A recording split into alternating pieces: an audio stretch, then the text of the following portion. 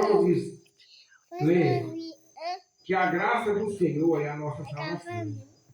Que a graça do Senhor é o perdão dos nossos pecados.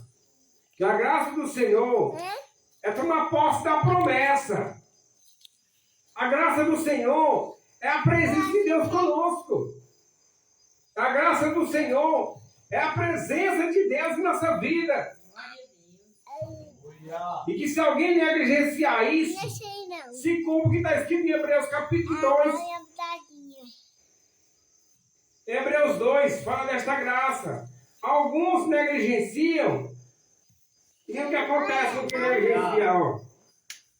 Porque, portanto, convém nos atentar com mais diligência para as coisas que temos ouvido, para que, em tempo algum, nos desviemos delas. Porque se a palavra falada pelos anjos permaneceu firme em toda a transgressão, desobediência recebeu a justa retribuição, como escaparemos nós, se não atentarmos para tão grande salvação, a qual, começando a ser anunciada pelo Senhor, foi-nos depois confirmada pelos que a ouviram, testificando também Deus com eles por sinais, milagres e várias maravilhas e dom do Espírito Santo distribuído por sua vontade.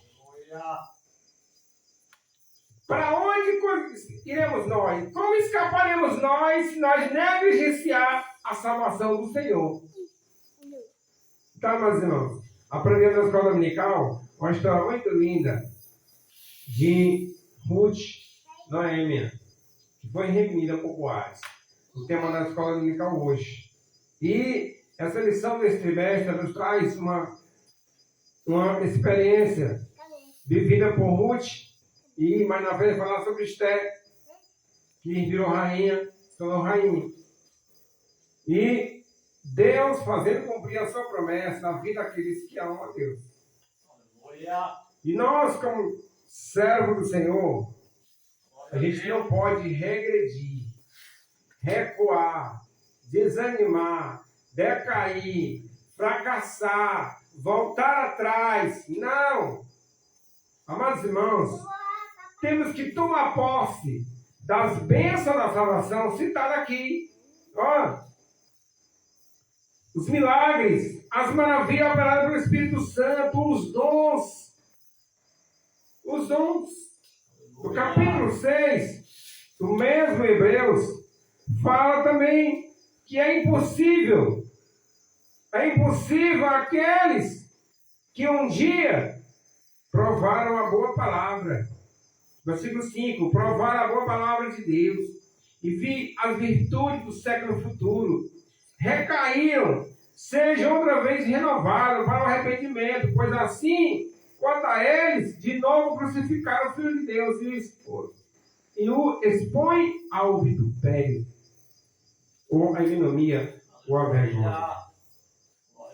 Desprezar o sacrifício da cruz. Não tem outro sacrifício. Jesus morreu uma vez só.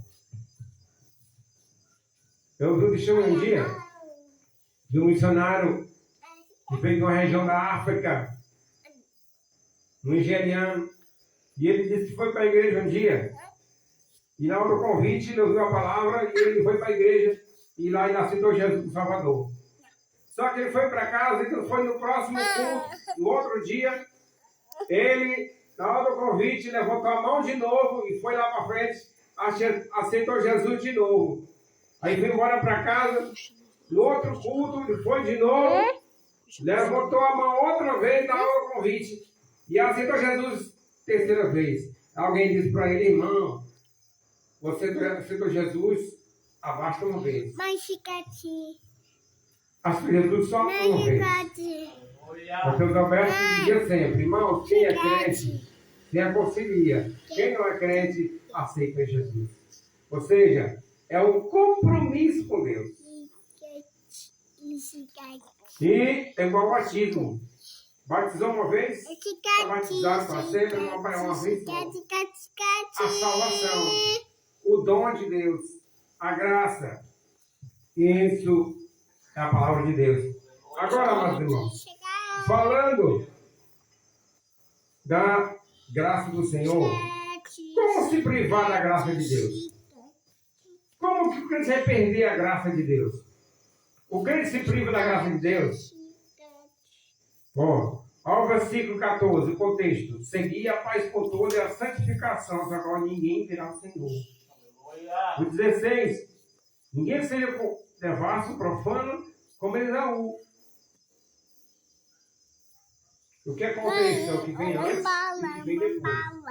O que dá base é a história. O que aconteceu com Esaú? Esaú vendeu o direito de primogenitura trocado por um prato de guisado.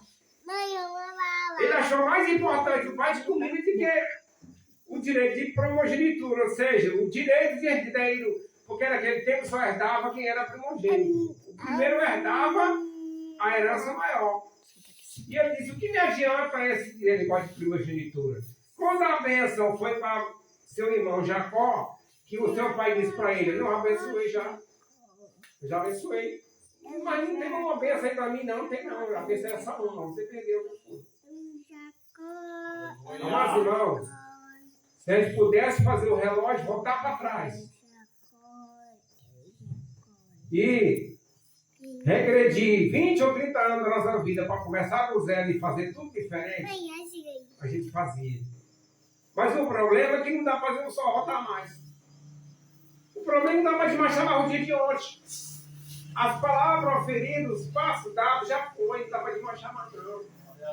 Agora, dá para viver uma manhã diferente. Por que, meus irmãos? Porque agora não temos a presença de Deus. Nós temos paz com Deus. Eu estava no córrego um dia, evangelizando um rapaz, e aí a palavra do Senhor é a palavra do Senhor. Às vezes a gente quer dar a nossa opinião, mas a nossa opinião não pode igualar a palavra de Deus.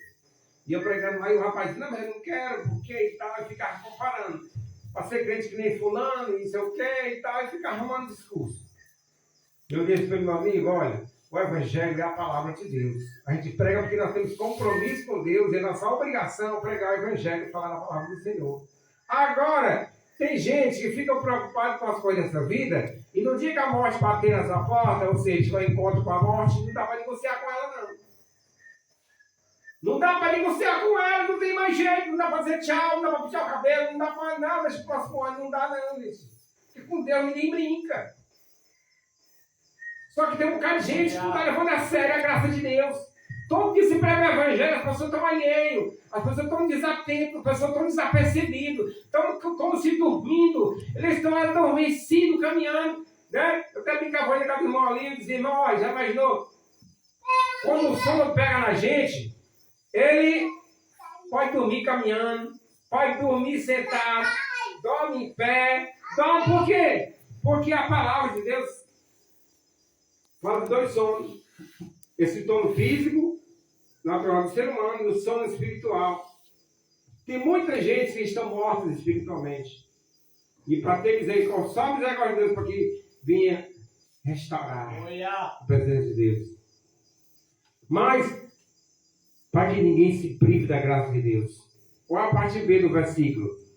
Tendo cuidado, para que ninguém se prive, ou se detenha, que não uma raiz de amargura brotando vos perturba.